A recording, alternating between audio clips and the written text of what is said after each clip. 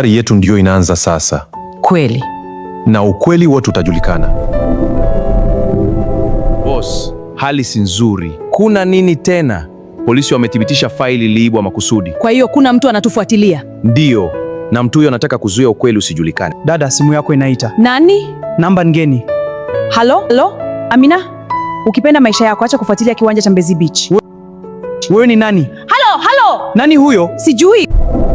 Boss, nimetishiwa. Nini? Mtu amenipigia simu. Nilijua tu. Kuanzia leo utakuwa chini ya ulinzi.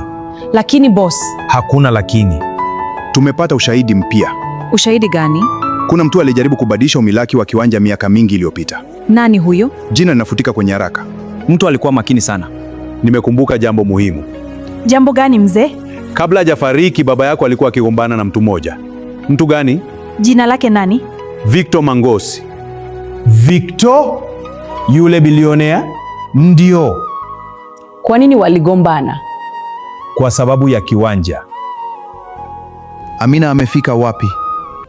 Anaendelea kufuatilia nyaraka. Hilo halitakiwi kutokea. Tuendelee nini? Simamisheni kabla hajapata ukweli. Boss, nini tena? Gari la Amina limeharibiwa. Nini? Mtu alikata breki usiku. Mungu wangu! Hii imezidi. Hii si ajali. Nilijua. Kuna mtu anajaribu kukudhuru. Unajuaje? Ushahidi upo.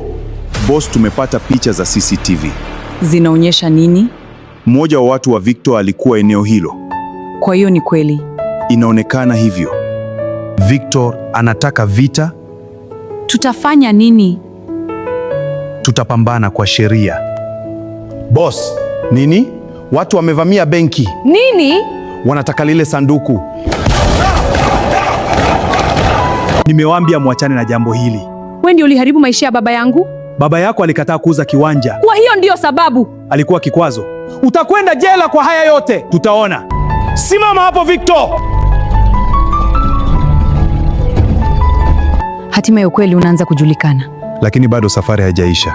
Kwa nini? Kwa sababu kuna siri nyingine ndani ya sanduku hilo. Siri gani? Barua iliyoandikwa na baba yako kabla hajafa. Karibu kwa Masenga Supplies. Tunatoa square pipes zenye ubora na nguvu kwa bei nafuu. Pipes zetu ni bora kwa ujenzi wako. Wasiliana nasi leo kwa delivery haraka.